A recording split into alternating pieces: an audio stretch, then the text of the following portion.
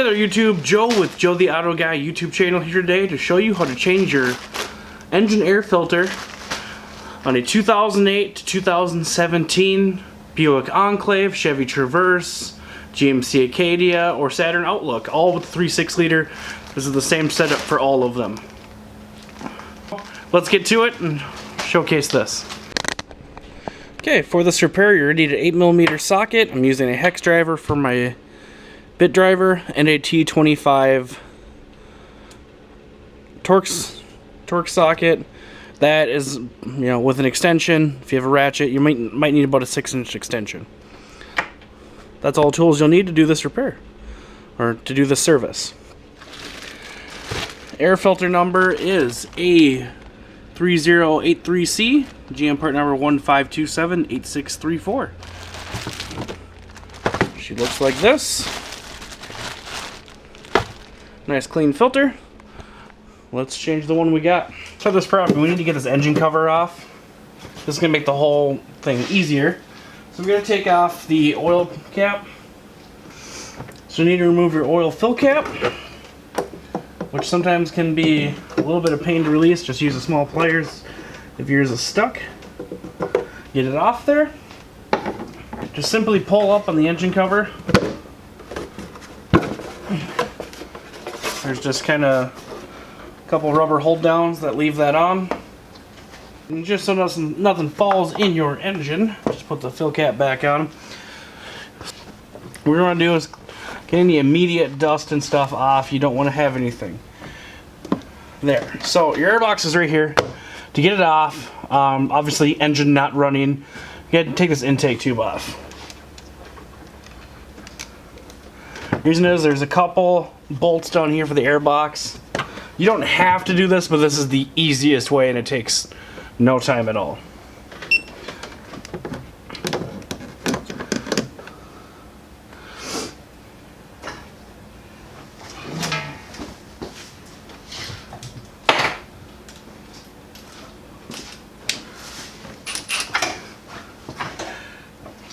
So I'm just using an 8mm socket to remove the hose clamps. Pay attention to the way this is orientated. There is a hose that grips on here you're going to have to pull off. You're just going to move this little tab over, move this tab over and lift up. And you can push the position to the side, but most times these just want to pop right off. And this one does not, so I'm going to leave it there. Now if you leave this position too far crooked or anything, rotate too much, and this is too cranked, this hose can actually pop out and cause an air vacuum leak, pulling in air and causing a 171 or a 174 code, in your engine. So you want to make sure this hose is attached and this is orientated so it's almost about straight up, if not a little rotated, clockwise to about, a little between 12 and 1 o'clock, like right there. So I'm going to remove the connector. This is pretty easy. There's just a little tab. Remove the mass airflow sensor connector and position it right here. Or position it somewhere. Don't forget to hook that back up when you're done. So then we're just going to rotate, break the seal loose that it has some just rubber parts sticking together, pull down, and then pull the intake tube off. Okay, so your airbox, to screw there, 2 over here, and 2 down here. So you're going to start removing the screws. You don't need to remove them all the way out, but that one, sometimes they kind of do.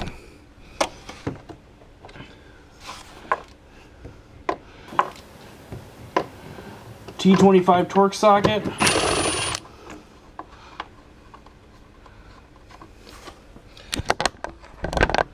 So for a T25 torque socket, you're just going to remove all these screws, or loosen them up.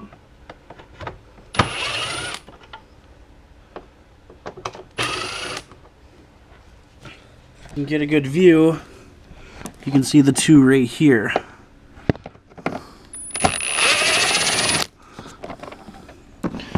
And 1 down there. This is why you need the really long extension. Find this guy.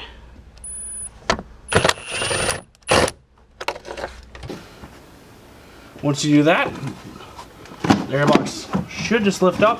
Avoid your brake reservoir. Just kind of slide out and comes right out. Check for any debris in the upper part of the case.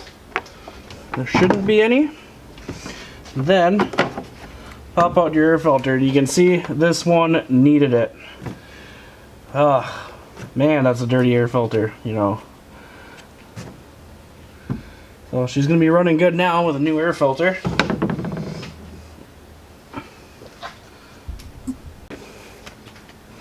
So just position the air filter to where it fits in. As you can see, it orientates like this. Square side here.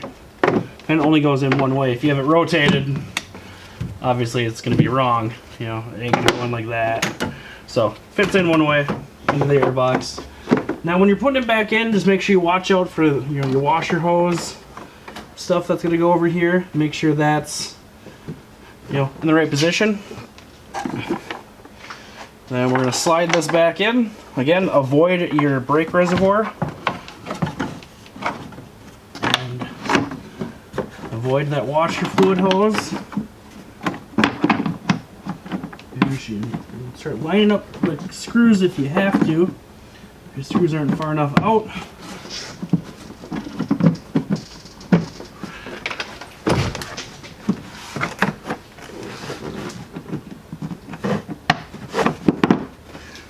And then it'll kind of lock in place, and that's when you can start putting screws back.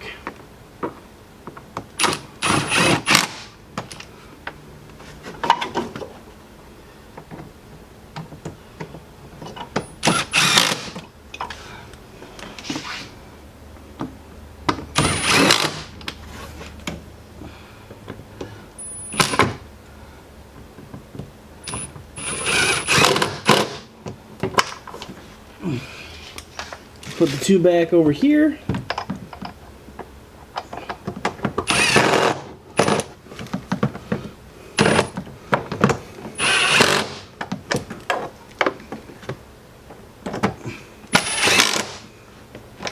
Okay. Before I continue, just so I don't forget, I always reconnect that mass airflow sensor right now so that way you don't have a problem later.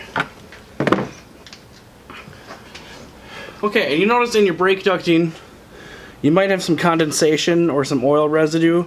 A little bit is normal, a lot, short drives and stuff can do that to it. Wipe it out, make sure you drain it out if you have to. And then we're going to put it back on. So you can see exactly how I took it off. We're just going to get that bottom end on first. If you have to, you're going to kind of pull your airbox forward. Okay. So once you pull the airbox forward, you can get kind of the whole thing out. Now we got to get it onto the lips. Make sure it's fully seated around.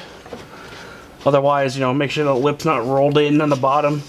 You'll cause an air leak and engine codes to boot. And again, this is where I want you to make sure it's rotated to the appropriate amount. Make sure this hose is not under a lot of stress. And make sure that is articulated in the right fashion.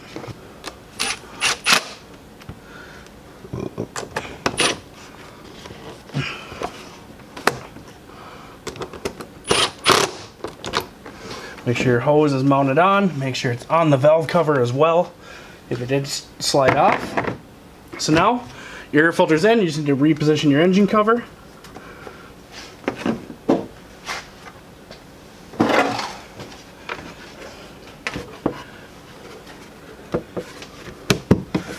Pop all your tabs in on the studs. And reposition your valve cover. Or reposition your oil fill cap.